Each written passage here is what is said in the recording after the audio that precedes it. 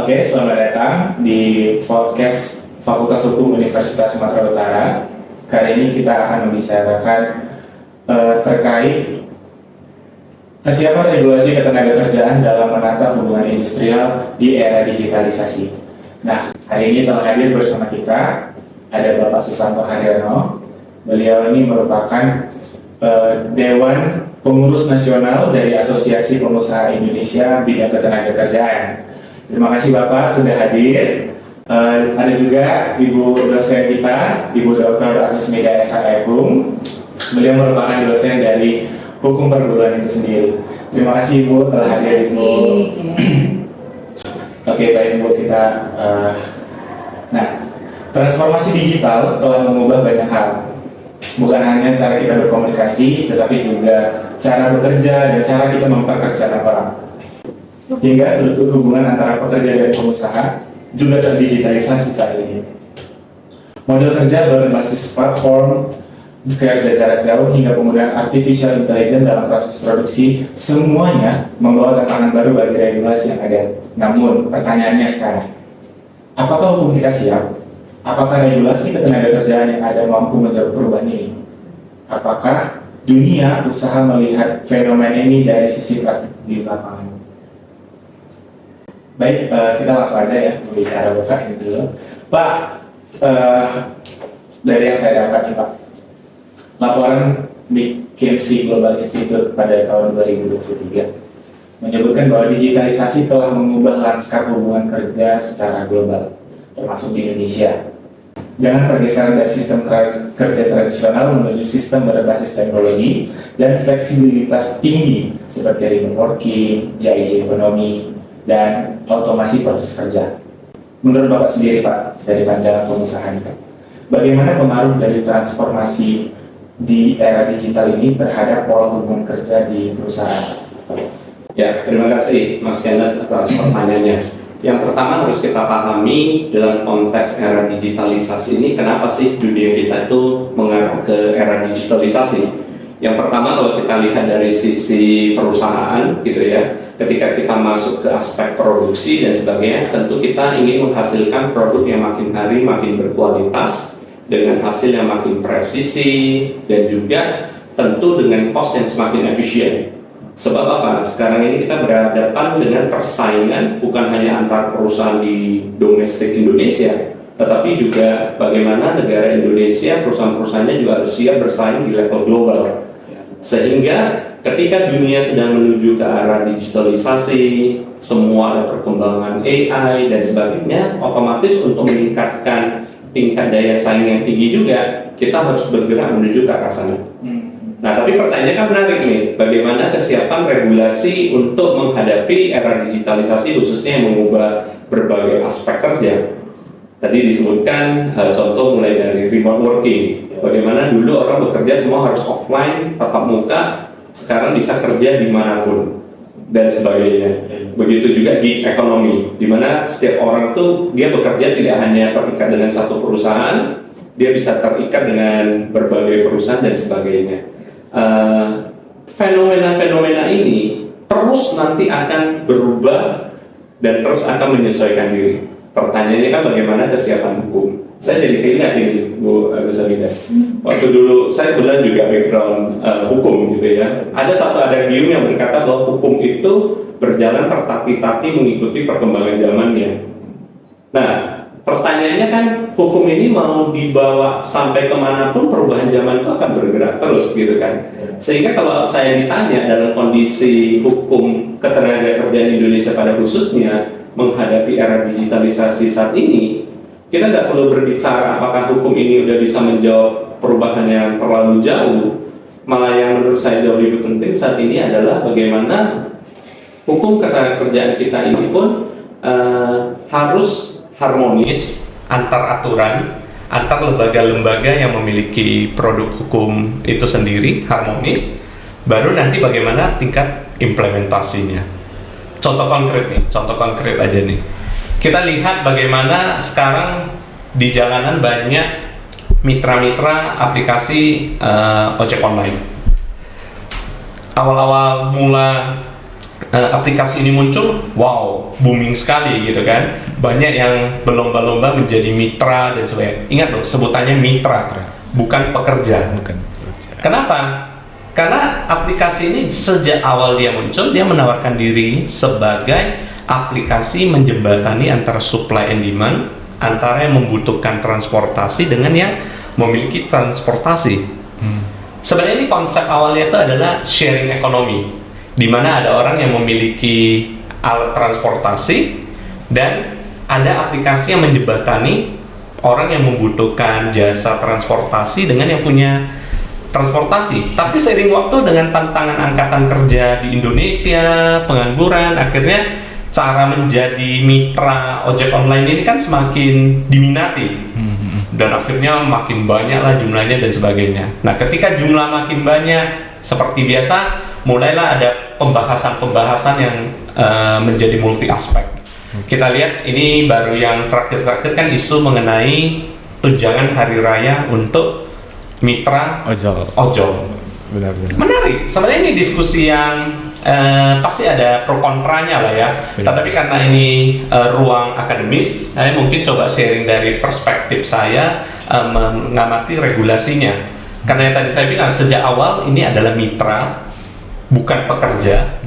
Konsep tunjangan hari raya itu kan sebenarnya konsep yang diberikan kepada para pekerja. Benar. Nah, kepada mitra seperti apa? Ini kan sharing ekonomi sesungguhnya. Makanya Kementerian Ketenagakerjaan waktu topik ini cukup hangat dan sebagainya mencari terus ya bentuk-bentuk yang akhirnya bisa menjembatani kedua belah pihak sehingga muncul seperti terakhir itu adalah namanya bonus THR. Sesungguhnya kalau kami di pengusaha melihat fenomena ini sendiri di dalam tahapan yang cukup apa ya kalau saya boleh bilang prihatin ya juga prihatin, tetapi nanti dibilang nggak empati ke para mitra gitu ya. Tapi saya ingin balikan ke konsepnya. Sejak awal kan memang bukan pekerja kan gitu kan, mitra. Sehingga sharing ekonomi itu yang harusnya menjadi basic fondasi dari hubungan ini ya kemitraan itu sendiri. Nah ini baru kita sebut satu contoh aja ya. Nanti kita bisa bahas contoh-contoh yang lain. Tetapi itu contoh fenomena era digitalisasi. Bagaimana hukum mampu mengakomodir perubahan-perubahan zaman yang ada. Baik, terima kasih Bapak. Mungkin karena kita tadi udah banyak bicara tentang regulasi, bagaimana kesiapannya gitu ya Pak. Mungkin ke Ibu nih sekarang nih. Nah, sejauh mana Bu regulasi saat ini ketenagakerjaan di Indonesia mampu mengakomodasi perubahan hubungan industrial akibat dari digitalisasi ini Bu? Boleh silakan Ibu. Ya, terima kasih sebelumnya dan selamat sore Pak Susanto ya. Sore. Dipanggil apa biasanya? Iya, Santo. Pak Santo. Jadi jangan Bapak ini, Pak Santo. Iya. Oke. Iya, menarik ya. Jadi itulah dia yang kalau kita satu ya Pak Santo tadi mengingatkan hukum harus bisa mengadaptasi perubahan masyarakat. Tapi juga satu hal yang kita harus ingat bahwa hukum juga itu harus berada di tengah ya. Apalagi di hukum ketenagakerjaan ini memang kan kehadirannya sejak awal itu kan memang karena ada ketimpangan ya. Ketimpangan sosial awalnya kan gitu ya kalau kita bicara dari sisi sejarah. Makanya kemudian muncul hukum ketenagakerjaan atau hukum perburuhan yang secara internasional pun kita kenal. Jadi kalau dia memang harus berada di tengah, saya terinspirasi tadi dari pandangan Pak Santo tadi. Sebetulnya sebuah fenomena atau kondisi sosial itu ketika di situ ada gap atau ada kesenjangan, maka disitulah mulai terjadi kalau kita lihat kemarin itu yang tadinya dipolakan mitra kemudian menggugat ingin menjadi pekerja. Tapi coba bayangkan seandainya ketika pola kemitraan yang dibangun di situ tidak ada gap atau kesenjangan yang mungkin ya yang dirasakan kawan-kawan kita di jalan itu adalah sebuah keadaan yang tidak adil, bisa saja mereka sebetulnya tidak akan menuntut status itu. gitu kan? Benar-benar. Tetap oke dengan kemitraan, tetapi kan satu yang mereka akan rasakan itu bahwa pola hubungan ini sudah cukup adil kok, gitu. Artinya adil, apa yang mereka kontribusikan dalam bentuk jam ya untuk melakukan pekerjaan. Saya agak sungkan menyebut jam kerja, jam untuk melakukan pekerjaan, biaya perawatan kendaraan, aspek jaminan sosial ketika timbul kecelakaan kerja, sakit, ataupun ketika anak mau sekolah, ketika dan lain-lain, itu ternyata bisa tercukupi secara finansial dari hubungan kemitraan tadi, maka saya yakin nggak akan ada yang kemudian ingin harusnya kita jadi pekerja gitu. Ini harusnya kita masuk ke dalam ranah hubungan kerja gitu. Karena menganggap apa? Karena menganggap kalau mendapat predikat pekerja masuk dalam kondisi hukum yaitu hubungan kerja, maka hak dan kewajiban dia dapat. Kan gitu. Jadi yang kita lihat bahwa ada ketika di masyarakat itu ada kesenjangan antara hak, kewajiban, nah disitulah muncul kemudian ya itu tadi kalau kita sebut ya perselisihan kah atau tuntutan kah atau gugatan kan gitu ya, termasuk mungkin menuntut status hubungan untuk disebut hubungan kerja itu.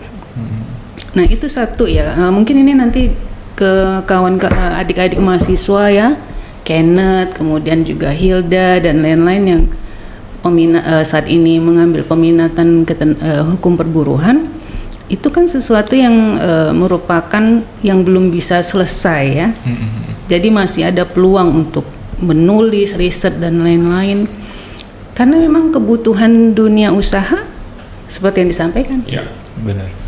Nah, kita dari sisi hukum ini kan melihat itu sebagai sebuah yang sebenarnya bukan kontradiksi, tetapi ada ketimpangan yang memang harus bagaimana cara kita untuk mengatasi itu, gitu. Nah dari sisi regulasi sebetulnya persoalan di hubungan kerja itu pun belum clear ya, artinya clear dalam hal implementasi. Kalau melihat bahwa apakah regulasi kita siap untuk menghadapi perkembangan saat ini, ketika wacana misalnya untuk alih daya atau outsourcing saja itu juga masih harus dikaji kembali gitu. Wacana penghapusan apanya? Penghapusan praktek kerja buruknya saya setuju.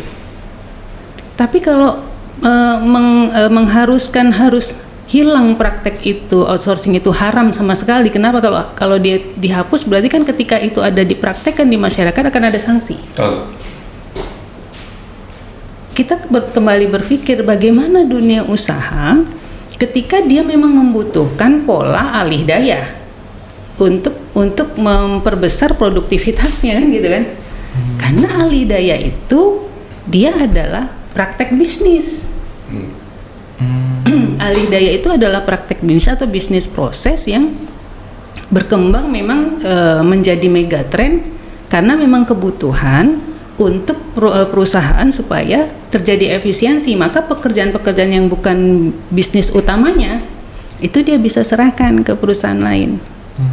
Dan itu sudah ada kalau di kita regulasinya sejak KUH Perdata ada, yaitu dari pasal 1601, pasal 1601A, pasal 1601B dan seterusnya.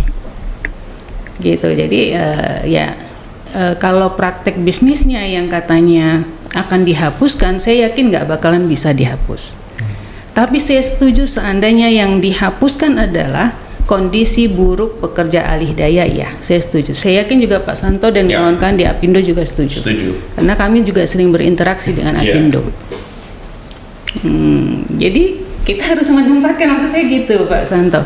Kita harus menempatkan yang mana sebetulnya hal yang harus kita kritik, kemudian ini akar masalahnya apa, sehingga untuk penanggulangannya secara regulasi kita tepat sasaran. Gitu. Mau mengubah yang mana regulasi kan ini bakalan Undang-Undang 13 bakalan direvisi, ya kan? Nah, maka ayo kita revisi, tapi yang mana? gitu, mendukung dunia usaha, menjamin hak-hak pekerja itu, dan tentu nanti ya implementasi itu akan jalan mengiringinya. Nah, gitu. Baik, Bu, bicara tentang Undang-Undang 13 tahun 2003. Ini terbesit aja nih, Bu. Kepada Bapak juga nih. Ya. Hingga saat ini kan Undang-Undang nomor 13 tahun 2003 tentang ketenaga kerjaan, atau bahkan juga lah kita includekan Undang-Undang Cipta Kerja di dalamnya, beserta turunan-turunannya sepenuhnya mengatur hukum kerja berbasis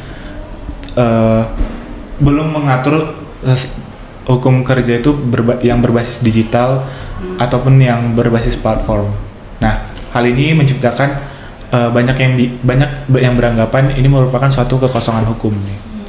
Nah, dalam pandangan Bapak sendiri, Pak, apakah ada kekosongan hukum atau ketidaksesuaian regulasi yang ujung-ujungnya dia menyulitkan pengusaha dalam mengatur hubungan kerja di era digital ini, Pak? Iya. Tadi ya di awal saya sampaikan, apakah ini kosong hukum atau sebenarnya mencoba mencampurkan hubungan lain ke dalam hubungan kerja. Ini yang kita harus clear terlebih dahulu, karena di Undang-Undang 13 tahun 2003 maupun perubahannya di dalam Undang-Undang Cipta Kerja, yang namanya hubungan kerja itu ya didefinisikan hubungan antara pengusaha dan pekerja atau buruh yang memenuhi 3 unsur: upah, perintah, pekerjaan. Sepanjang adanya hubungan dua belah pihak yang menyangkut upah, perintah, dan pekerjaan, itulah hubungan kerja. Ketika kita bicara era digital, kita harus lihat dulu nih, ini maksudnya era digital yang mempengaruhi hubungan yang mana. Jangan pula sesuatu yang misalnya hubungan bisnis dipaksakan ditarik menjadi hubungan kerja, jadi gaduh ini. Oke. Nah, ini harus clear, sehingga kadang kita pun harus melihat ini dengan teliti. Loh, saat ini sedang tren kemitraan, gig worker, gitu kan, dan sebagainya. Perusahaan-perusahaan aplikasi online ini dengan tegas bahwa hubungan mereka dengan para mitra itu tidak memenuhi unsur itu secara kumulatif. Bicara upah, coba kita sebagai pengguna ojek online, upahnya datang dari mana? Dari pengguna itu sendiri kan? Benar. Perintah pekerjaan, orderannya datang dari customer-nya juga, ya kan? Pekerjaannya juga akhirnya demikian kayak gitu. Sehingga perusahaan aplikasi ini menyebutkan diri mereka tuh sebagai media mempertemukan antara supply dan demand. Itulah sebabnya kalau bicara hubungan yang contoh konkret seperti tadi kita bahas, contoh kemitraan di ojek berbasis online itu, ini sesuatu yang kita harus clear, ini hubungan kerja atau tidak. Makanya kalau kita lihat sampai hari ini pun Kemenaker sangat memahami ini tidak bisa dicampur adukan. Tetapi perihal adanya aspirasi dan sebagainya, dan akhirnya Kemenaker yang ditunjuk sebagai penengahnya, akhirnya kan datang dengan berbagai solusi yang memang masih bisa diakomodir sama pengusaha. Karena kan kalau kita lihat sejak awal mulai muncul ojek berbasis online ini kan, yang membuat banyak pengguna itu kan salah satunya dia mampu berkompetitif secara harga. Kenapa mampu berkompetitif secara harga? Karena yang tadi saya bilang, ini sharing ekonomi antara yang memiliki aset dengan yang memiliki jasa untuk dipertemukan dengan yang butuh jasanya, kan gitu kan. Sehingga berbeda dengan perusahaan-perusahaan transportasi yang dia harus memiliki aset kendaraan roda 2, roda 4 dan sebagainya. Tentu kalau dibandingkan diversuskan dengan perusahaan yang digital akan berbeda. Makanya bagi perusahaan saya tidak dalam posisi membela manapun, karena kami di Apindo pun yang namanya perusahaan bergerak di bidang apapun merupakan anggota kami, kan gitu ya. Benar. Tetapi kita kembali lihat perkembangan dinamika yang ada ini, lebih clearnya apalagi orang yang berbasis background hukum, ya lihat prinsip utama dari setiap jenis hubungannya itu apa dulu. Baru kita bisa menjawab apakah ada yang berubah. Nah, tadi Bu Agus Hamida menarik memberikan contoh yang sebenarnya seperti hubungan bisnis to bisnis gitu ya, itu salah satunya Alidaya. Bagaimana perusahaan mengalihkan pekerjaan ke perusahaan lain, Undang-Undang Ketenagakerjaan termasuk Undang-Undang 13 2003 dan perubahannya mengakomodir tuh untuk dilindungi. Tetapi konsep utama pelindungannya adalah lebih kepada perlindungan hak-hak yang dimiliki oleh para pekerja alih daya. Ini kalau bahasa alih daya kita bisa satu sesi tersendiri ya Bu ya. Jadi Mungkin dan juga bicara digitalisasi pun bicara soal ojek online dan sebagainya itu baru salah satu contoh saja. Benar-benar. Sebenarnya kita punya banyak aspek-aspek yang kita bisa bahas juga. Kayak tadi yang Mas Kenneth di awal sampaikan mengenai remote working, kemudian mengenai gig ekonomi dan sebagainya itu. Nah ini sangat luas lah. Tapi contoh yang paling lagi hot item kan kebetulan yang kita berbicara tentang ojek online ya, salah satunya. Oke, mungkin karena tadi Bapak ada singgung tentang jaminan ya Pak nih.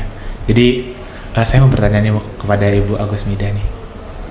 Bu, berdasarkan Fair Work Indonesia tahun 2023 lalu ada mencatat bahwa mayoritas pekerja platform itu tidak terpenuhi hak dasarnya seperti contohnya jaminan sosial terkait upah layak atau bahkan kontrak formal yang sah Bu.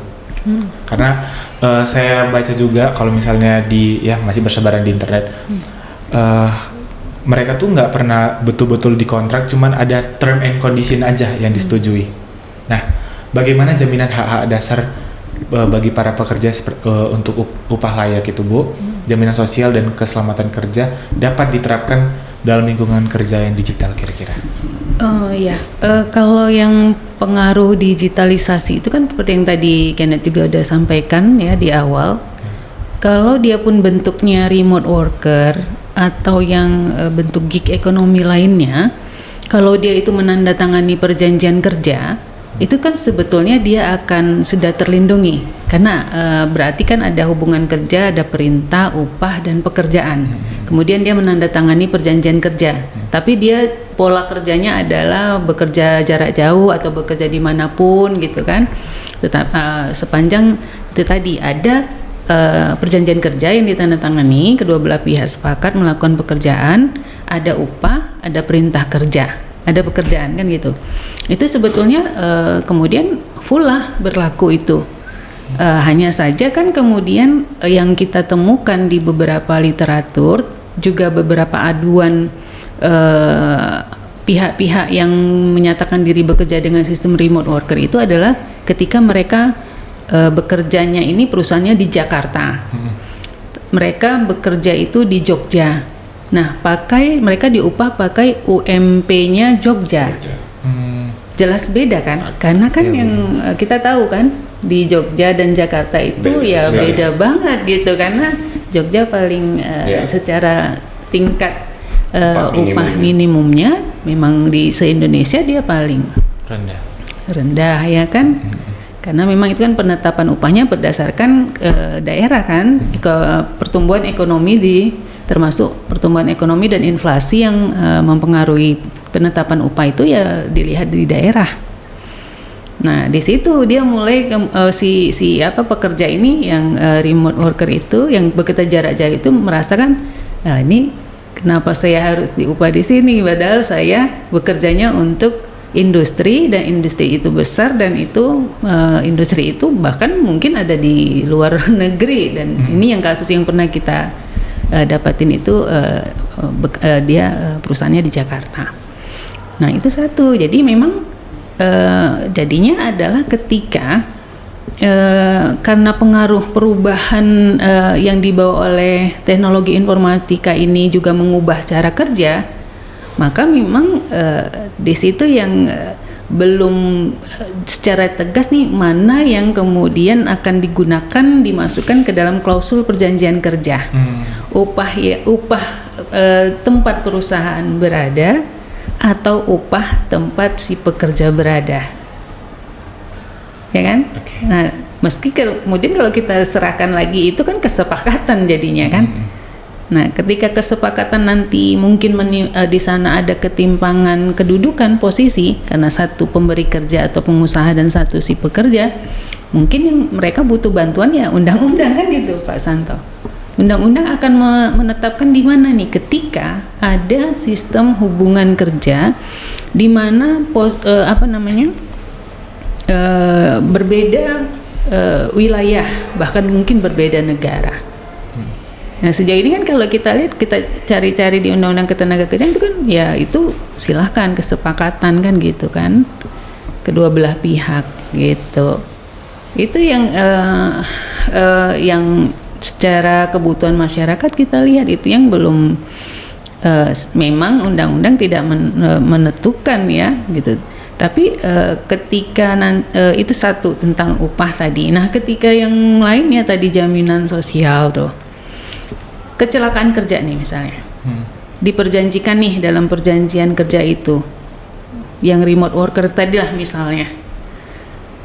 Nah, untuk klaim ke BPJS gimana gitu? Seandainya nih perusahaan ada di mana, tempat kerja harusnya di mana, tetapi dia bekerjanya di mana, gitu.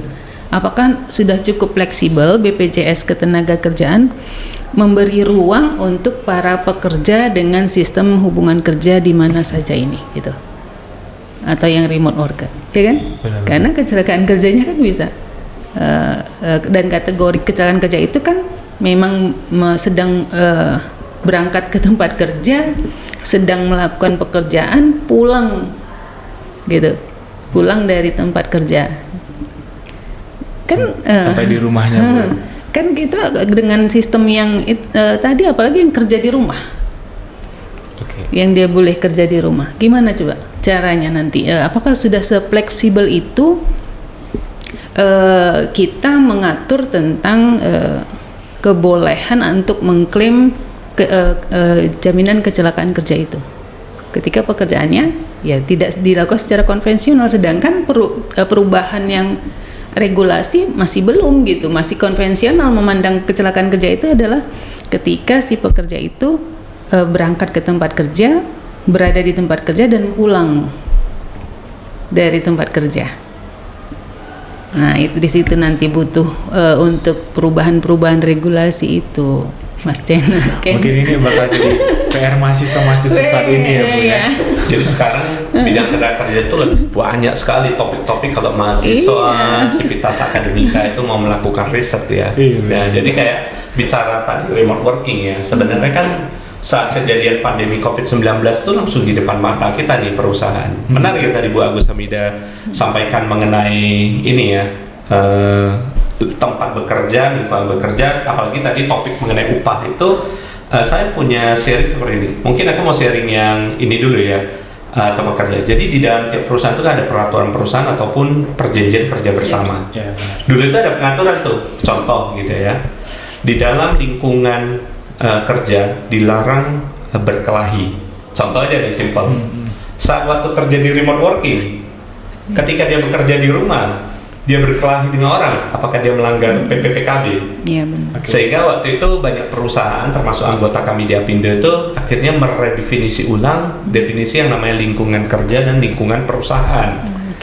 Yang namanya lingkungan perusahaan itu literally di premises tempat bekerjanya, baik kantor, pabrik gitu kan, ataupun yang bekerja di pertokoan dan sebagainya. Tapi yang namanya lingkungan kerja adalah lingkungan ketika dia melakukan pekerjaan. Karena ada juga contoh-contoh pekerjaan sebenarnya kita punya referensi. Contoh orang yang bekerja tempatnya agak menetap tuh contohnya orang-orang yang bekerja di field, di lapangan, sales dan sebagainya. Itu kan juga tidak strict dia harus bekerja di lingkungan premises tertentu gitu ya. Sehingga definisi-definisi itu yang akhirnya disesuaikan lah dengan perkembangan-perkembangan yang ada. Terus kalau kita tadi berbicara contoh yang menarik dari Bu Agus Hamida tadi mengenai ada tren perusahaan itu cenderung mencari mempekerjakan orang di tempat yang upah minimumnya cenderung lebih rendah. Saya pernah diskusi nih dengan seorang presidir yang punya perusahaan padat karya jumlah besar. Dia bilang, Mas Santo, emangnya saya sebagai perusahaan padat karya hanya mau nyari lokasi di mana perusahaan yang lokasi di mana kabupaten kotanya UMK-nya rendah. Nggak semudah itu, Pak Santo. Karena ketika saya sudah investasi buka pabrik sebesar itu, nggak ada yang mau bekerja di situ. Karena kita lihat ya, coba di mapping itu data upah minimum. Bisa itu antara Contoh deh, kalau di Pulau Jawa itu ada namanya Kota Malang, Kabupaten Malang. Itu perbatasan. Saya pernah ngalamin lagi permintaan advokasi legal opinion gitu ya, antara Jombang dan Mojokerto. Jadi perusahaan ini bergerak di bidang jasa infrastruktur, di mana pintu masuk tol lah ya kita sebut ya. Itu dari Jombang keluarnya Mojokerto.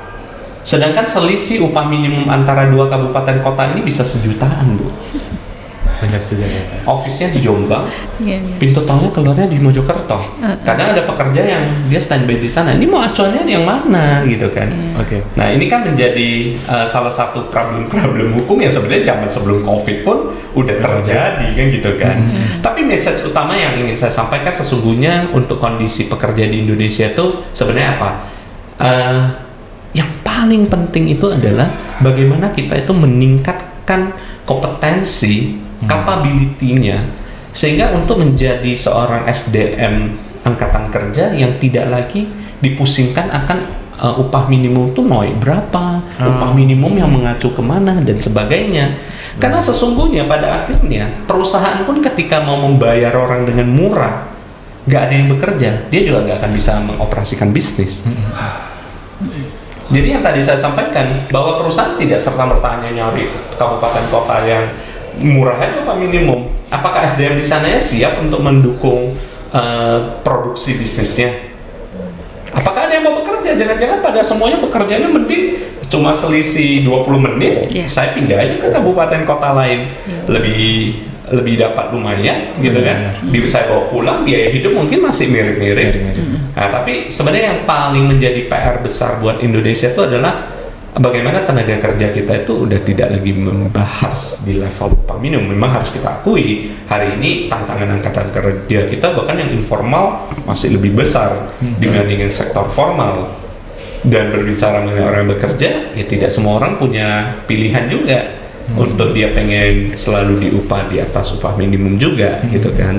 Nah itu adalah salah satu problem tersendiri yang saya kira ketika penyelesaiannya yaitu kembali ke pekerja ketika dipekerjakan upah minimum mana yang menjadi acuan. Inilah hadirnya negara untuk memberikan perlindungan atas hubungan kedua belah pihak ini. Oke. Nah, itu sih. Nampak. Oke, kita bicara tentang SDM lah ya Pak, karena tadi Bapak udah nyinggung SDM.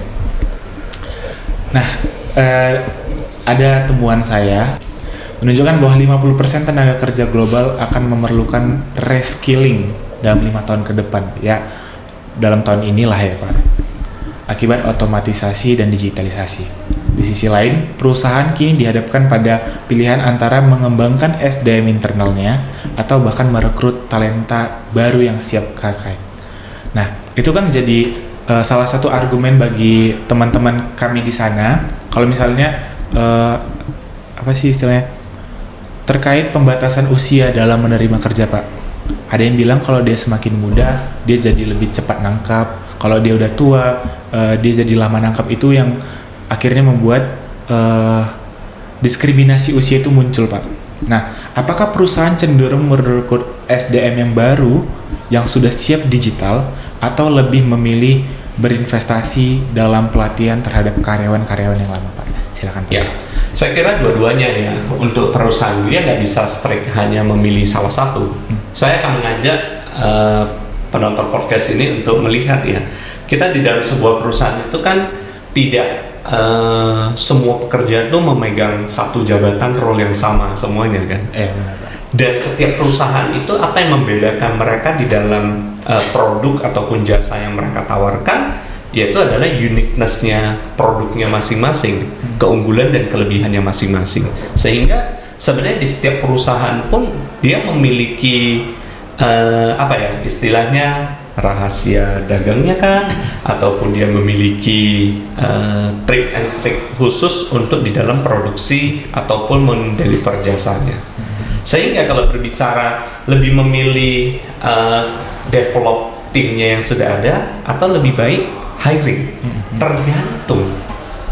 Kalau dia mau hire tapi belum ada pasar kerja yang siap untuk di hire, juga dia juga nggak bisa memaksa. Pada akhirnya dia harus mendevelop dari internalnya untuk dia bisa menjadi capai kapabilitas sesuai dengan kebutuhan masyarakat, gitu kan.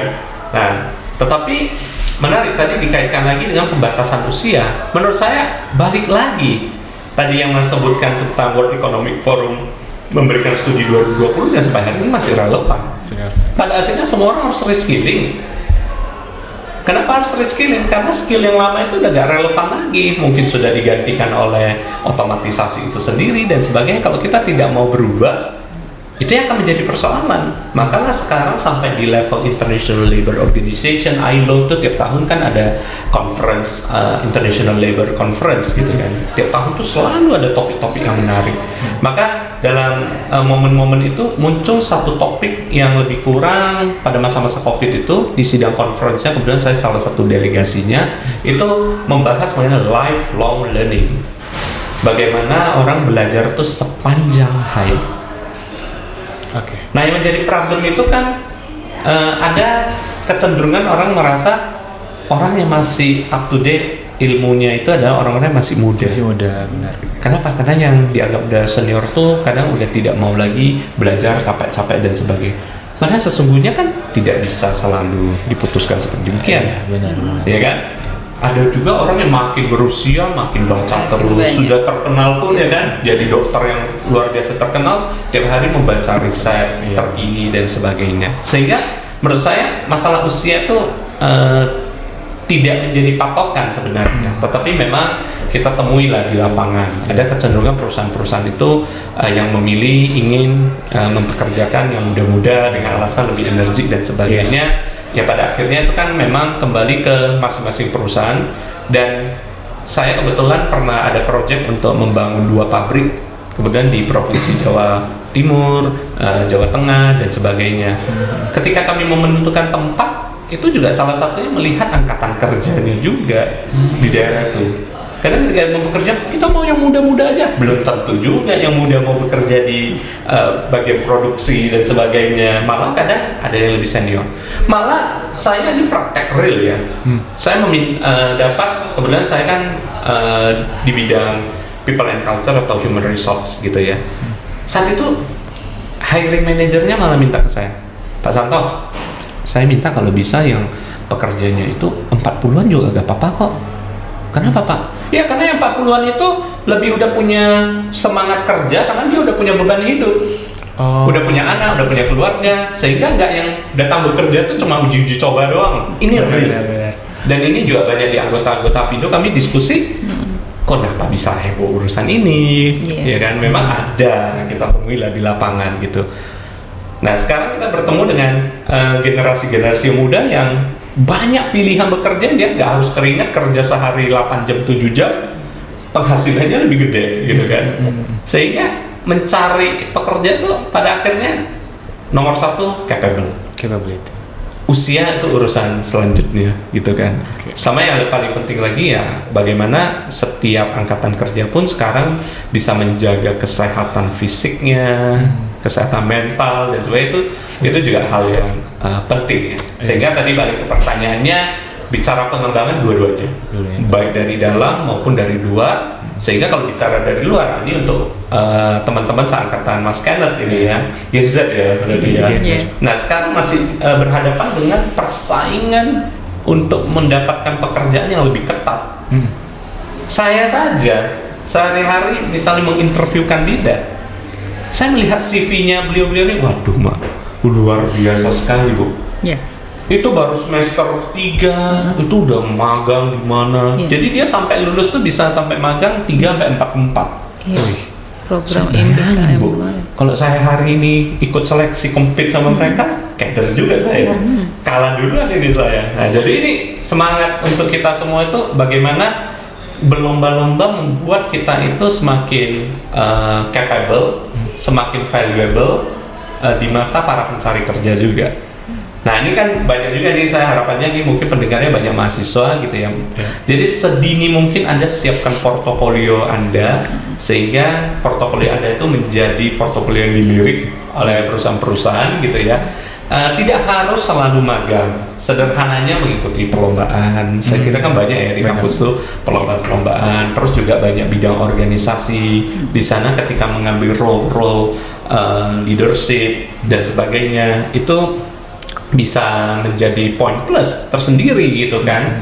Nah, ketika ada kesempatan riset, saya kira kampus ini kan banyak kesempatan untuk riset-riset. Ambillah riset-riset topik-topik yang terkini dan sebagainya. Jadi buatlah magnet agar pencari kerja itu melirik Anda, bahkan tanpa Anda apply pun perusahaan yang hadir datang menawarkan kepada Anda. Saya kira itu. Benar-benar. Oke, mungkin kita balik ke Bu Agus Mido lagi. Nah, terkait yang dibilang Pak Santo tadi, kesiapan dari SDM tersendiri. Nah, muncul pertanyaan, siapa kira-kira yang bertanggung jawab dalam meningkatkan kemampuan dari SDM ini? Oke lah, saya dalam literasi digital, Bu. Apakah ini memang sepenuhnya tanggung jawab pemerintah? Apakah ini tanggung jawab dari pekerjanya masing-masing? Atau kalau mungkin ini tanggung jawabnya dari perusahaan, tadi udah dijelaskan oleh Pak Santo. Silakan Ibu. Berarti untuk menyiapkan sumber daya manusia ya, yang siap ke pasar kerja ya. Dan tanggung jawab siapa? Iya, itu memang sedang jadi pembahasan kan belakangan ini. Karena kan istilah mismatch gitu kan, ketidaksinkronan antara kebutuhan di dunia kerja dengan lulusan yang dihasilkan universitas ataupun sekolah vokasi. Karena sejak saya riset untuk disertasi Pak Santo itu tahun 2005 2006 gitu kan, itu ekonom Sumatera Utara almarhum Pak Pauline Pospos udah menyebut sebetulnya ada kekhawatiran ataupun ada semacam yaitu tadi bahwa ketika mereka mencari pekerja, tenaga kerja lah ya, sebelum menjadi pekerja, itu kendalanya adalah ketidaksesuaian kompetensi yang diharapkan tadi itu. Ya makanya tadi juga kita sedang ngebahas tentang perubahan kurikulum ya di Fakultas Hukum. Contohnya aja untuk industri hukum lah ya. Ketika dapat nilai A untuk hukum acara pidana gitu tadi disampaikan Pak Dekan. Tapi coba dites, bisa buat pledoi kah? Nah, kan gitu. Ternyata belum bisa gitu. Jadi cum laude pun seorang yang sarjana hukum cum laude misalnya dilamar lah, misalnya tadi seperti ini kelanjutan dari Pak Santo tadi, dilamar lah, kemudian diuji coba buat kontrak sederhana. Kira-kira ada dua kemungkinan kan Pak Santo ya, memang dia bisa, atau malah yang didapat oleh para pengusaha adalah mereka yang tidak siap kerja, tetapi secara di atas kertas iya, gitu. Nah, makanya tentu kapasitas sumber daya manusia yang betul-betul diharapkan itu adalah yang memang akan memicu dunia industri itu tidak lagi ketika menerima pekerja lulusan baru itu kemudian harus nambahin modal pelatihan lagi gitu loh. Maksudnya kan mereka kan pengennya langsung kebutuhan mereka siap gitu kan, kebutuhan mereka itu bisa diisi gitu dengan segera gitu, bukan kemudian kasih pelatihan lagi, diklat lagi. Nah makanya kemudian kan kita lihat di lapangan ada kontrak, kamu tidak boleh keluar dari perusahaan ini selama 2 tahun. Kenapa alasannya? Lah kamu didiklat sampai satu orang 15 juta 20 juta misalnya. Kan kemudian ada itu nanti klausul nggak boleh keluar dari perusahaan ini sebelum masa sekian tahun. Nah itu juga nanti jadi masalah lagi ketika dia Bu saya mau keluar tapi saya menandatangani ini gimana caranya kan, ada gitu. lagi yang ditahan ijazahnya, ada lagi ditahan ijazahnya. Kenapa ya? Itulah kebutuhannya apa rupanya ketika penahanan ijazah, apakah karena bersangkut paut dengan pekerjaan itu berkaitan dengan uang gitu kan. Nah jadi ketika tidak ada kaitannya sama sekali, kenapa harus ditahan? Apa ini masalah? Ya itu tadi, karena perusahaan sudah mengeluarkan dana investasi untuk melatih, gitu. Jadi lalu bagaimana ini tanggung jawab siapa tadi, kembali ke masalah itu ya Pak.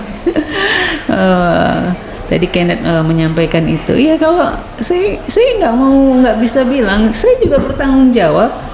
Kampus bertanggung jawab, harus bertanggung jawab. Pemerintah harus serius melalui kementerian terkait dorong perubahan kurikulum itu di hulunya ya. Dorong perubahan kurikulum. Pastikan mana yang mau kita gunakan, OBE, Outcome Based Education. Seluruh kurikulum dan seluruh akreditasi di Indonesia itu menuntut Outcome Based Education. Ketika lulusan ditanya, lulusan bisa apa? Apa yang mampu lulusan lakukan? Bukan apa yang lulusan tahu, bukan. Tapi apa yang lulusan bisa lakukan, kan gitu. Prakteknya gitu ya. Kalau memang mengarah ke situ, maka kemudian ke bawahnya adalah ada kurikulum, ada perubahan kurikulum, ada desain besar yang harus diubah, kemudian siapkan anggaran, penggunaan anggaran saya setuju, efisiensi, tetapi harus tepat sasaran. Misalnya, kalau memang dibutuhkan adalah vokasi yang seperti apa? Siapkan dong laboratoriumnya, iya kan? Siapkan laboratorium, dalam arti kata laboratorium dalam arti kata luas, termasuk hukum juga perlu laboratorium kan? Kita juga perlu laboratorium yang namanya LKBH untuk anak-anak itu ikut mendampingi para dosen praktisi dalam mendampingi ya, advokasi, konsultasi, itu kan laboratorium kita. Nah jadi dari mulai hulu ya kurikulum, kemudian anggaran, kemudian pengawasan, jangan pernah biarkan anggaran sudah dikucurkan tapi tidak tepat sasaran, itu jangan sampai. Nah, tanggung jawab itu tanggung jawab semua pihak. Ya. Terima kasih Bu. Mungkin kalau dari Bapak ada yang mau disampaikan terkait untuk kesiapan SDM-nya atau bagaimana, boleh. Pokoknya apa yang Bapak sampaikan lah Pak sebagai closing statement. Oke. Thank you untuk sesinya hari ini, karena kita bicaranya mengenai kesiapan SDM menghadapi era digitalisasi, termasuk di sininya kesempatan kerja dan sebagainya. Tadi beberapa hal sudah disampaikan. Yang pertama tentu bagaimana kita sebagai setiap individu, baik sebagai SDM itu sendiri ataupun sebagai waktu semida yang ini akademisi, Mas Kenneth yang sebagai satu waktu selesai tamat kuliah nanti akan masuk di dunia kerja. Semua, termasuk saya yang hari ini sudah sebagai praktisi di pengusaha dan sebagainya, kita semua punya tugas yang tadi saya sebutkan, lifelong learning. Semua dan kita tuh harus terus belajar, karena kita tidak ada yang tahu capability kita, skill kita hari ini dengan besok lusa itu seperti apa. Kita udah bisa lihat banyak fenomena bisnis-bisnis yang dulu, ya contoh yang kita lihat Nokia, BlackBerry, yang dulu begitu menjadi penguasa pasar handphone. Hari ini kita lihat, wah jumlahnya udah sangat minim sekali ya. Itulah adalah situasi-situasi ketika tidak mampu beradaptasi dengan perubahan yang ada. Nah kalau spesifik untuk di dunia bekerja nih, saya kira ya saya juga mengutip sumber yang sama, yaitu dari World Economic Forum di dalam Future of Jobs Report 2025, Januari 2025 kemarin dikeluarkan untuk pekerjaan-pekerjaan yang akan datang di 2025 dan 2030, at least 5 tahun ke depan itu. Setidaknya siapapun kita, itu ada top 5 skill ya, yang harus dikuasai oleh kita semua. Paling nomor 1, analytical thinking. Kemampuan untuk menganalisa, problem solving, itu gak akan bisa digantikan mau AI apapun. Kemampuan analytical itu harus dimiliki oleh setiap individu. Nah yang kedua adalah kemampuan resilience, ketahanan mental, flexibility, agility. Flexibility dalam hal ini ketika dia menghadapi dengan ketidakpastian perubahan. Masa COVID kita sudah menghadapi sekali itu kan. Bagaimana dia mampu fleksibel dan lincah mengikuti perubahan yang ada. Nah yang ketiga adalah mengenai leadership dan social influence. Ini saya sebutkan ya, di dunia kampus itu adalah lahan untuk pembelajarannya. Mismatch itu salah satu topik yang para pengusaha itu cukup painful. Karena akhirnya setiap orang yang direkrut oleh perusahaan itu harus di-develop lagi, dan itu semua membutuhkan investasi yang cukup besar dan timing nggak siap untuk diajak tempuh, kan gitu kan. Padahal bisnis sudah seperti ini, tapi kampus itu pun selain sisi ilmu teori yang dipelajari secara langsung, tapi ada soft skill yang juga dipelajari. Organisasi, Bapak Ibu dosen meminta presentasi, public speaking, communication, gitu kan. Nah, strategic thinking atas problem kasus-kasus hukum yang diberikan kalau untuk mahasiswa hukum kan gitu kan. Nah, leadership dan social influence. Bagaimana ketika kita udah punya leadership, ada hal yang kita mau menggerakkan semua mengarah ke mana sesuai dengan leadership kita harus mampu untuk bisa menginfluence populasi yang kita targeting ini kan. Nah, ini contoh top 3 skill yang harus dimiliki. Tentu banyak skill-skill lain juga yang harus dikuasai. Nah, ini yang harus tetap kita miliki, kita kuasai agar kita tetap relevan mau nanti dunia ini mau digitalnya berubah sampai sejauh manapun, kita tidak akan pernah takut. Nah, tugas saya menyambung juga sekaligus closing tadi, tanggung jawab saya siapa? Saya kira memang kita nggak bisa saling menunjuk gitu ya. Semua punya perannya, mari semua jalankan perannya. Di sisi pemerintah yang menjadi mengatur bagaimana pengusaha yang menjadi tingkat absorb sumber daya ini mau memaksimalkan, dia mau memberikan kesempatan pelatihan yang lebih besar ya lewat skema insentif dan sebagainya, dan juga kebijakannya. Pengusaha juga harus punya panggilan untuk bisa mengisi SDM yang ada, karena pada ujungnya dia ingin mengoperasikan bisnisnya membutuhkan SDM tidak siap, bisnis dia juga tidak akan bisa berjalan ke arah yang dia harapkan. Nah, kalau bicara kondisi, wah udah menjadi salah satu partner utama gitu ya untuk bagaimana bisa mencetak kemampuan SDM kita ini yang bisa relevan dengan kebutuhan zaman. Dan saya itu. Kayaknya udah kayak gitu. Pasal mau itu nih. Kalau kita tanya ibu lagi udah sama itu. Udah diulang Pak Santo. Iya. Sepakat. Oke, mungkin kalau gitu kita bakal akhiri aja dulu ya. Terima kasih kepada Pak Santo, Ibu Rusmida.